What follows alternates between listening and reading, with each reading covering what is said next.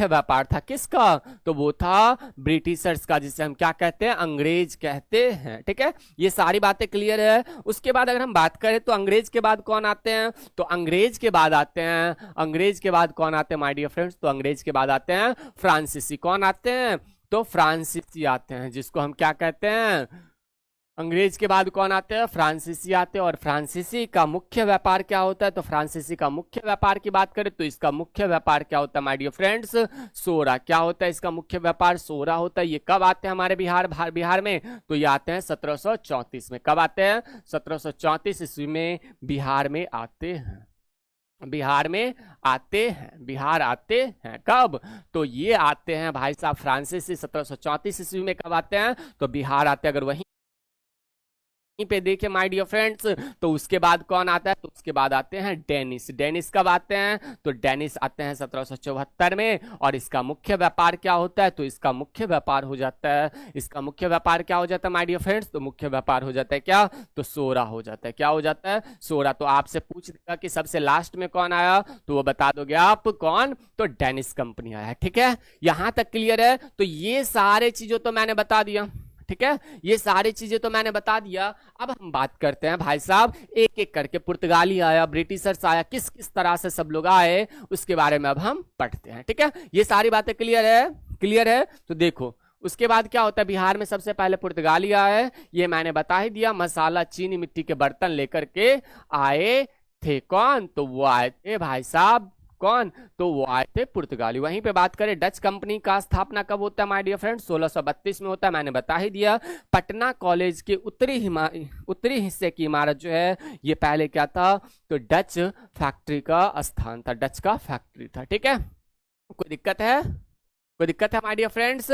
उसके बाद अगर हम बात करें तो डचों ने, डच को क्या करते, 1711 ईस्वी में मुगल सम्राट जहांगीर शाह से बंगाल में व्यापार हेतु क्या होता है माय डियर फ्रेंड्स, तो बंगाल में व्यापार हेतु रियायतें मिल जाता है किसको, तो वो मिल जाता है किसको, तो डच कंपनी को। डच कंपनी वही जो कब आते हैं माय डियर फ्रेंड्स, तो वो आते हैं कब, तो 1632 में आते हैं। ठीक है, और 1711 ईस्वी में क्या होता है, इसे कुछ व्यापार करने के लिए रियायतें मिल जाती है किसको, तो वो मिल जाता है माय डियर फ्रेंड्स, तो वो मिल जाता है किसको, तो डचों को मिल जाता है। ठीक है, अब हम बात करते हैं बिहार में ब्रिटिश ईस्ट इंडिया कंपनी किस किस तरह से आया, इसका मेन मोटिव क्या था, क्यों आया, किस लिए आया, क्यों, क्या जरूरत था कि नहीं जरूरत था, इन सारी चीजों को हम क्या करने वाले हैं माय डियर फ्रेंड्स, तो इसको देखने वाले। तो देखो सबसे पहले हम ब्रिटिश कंपनी के बारे में बात करें तो ये ब्रिटिश कंपनी जो था सबसे पहले बिहार में आलमगंज में 1620 ईस्वी में क्या करते हैं माय डियर फ्रेंड्स, तो 1620 ईस्वी में क्या करते हैं, ये अपना पहला फैक्ट्री खोलने का कोशिश करते हैं, लेकिन सफल नहीं हो पाता है। कहां पे, तो वो खोलने का कोशिश करते हैं कहां पे, तो आलमगंज में। ठीक है, आलमगंज में खोलने का कोशिश करते हैं, लेकिन क्या होता है माय डियर फ्रेंड्स, तो खोलने का कोशिश करते हैं लेकिन सफल नहीं हो पाते हैं। कौन, तो वो नहीं हो पाते हैं, कौन, अंग्रेज। वहीं पे बात करें दूसरे स्थान पे कब होता है, तो दूसरा पॉइंट अगर हम देखें तो ये क्या करता है, तो 1651 में अपना फैक्ट्री स्थापित कर लेता है। अपना फैक्ट्री क्या करता है माय डियर फ्रेंड्स, तो अपना फैक्ट्री स्थापित कर लेता है। कब, तो 1651 में अपना फैक्ट्री स्थापित कर लेता है। कौन कर लेता है, तो वो होता है अंग्रेज। ठीक है, क्या, वो होता है अंग्रेज। 1651 में अंग्रेज अपना पहला फैक्ट्री स्थापित करता है। कब, 1651 में।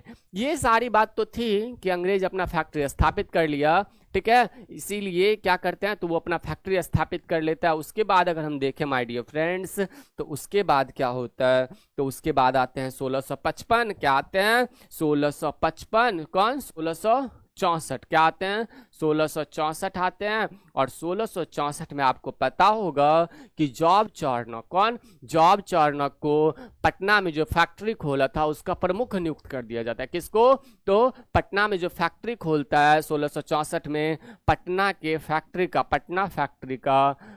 फैक्ट्री का प्रमुख किसे नियुक्त किया जाता है, प्रमुख नियुक्त किया जाता है माय डियर फ्रेंड्स, प्रमुख नियुक्त किया जाता है। किसको, तो वो किया जाता है जॉब चार्नक को। किसको किया जाता है, तो जॉब चार्नक जी जो थे उसको नियुक्त किया जाता है। क्या चीज का, तो पटना फैक्ट्री का प्रमुख नियुक्त किया जाता है। समझ में आ गया, ये सारी बातें क्लियर है।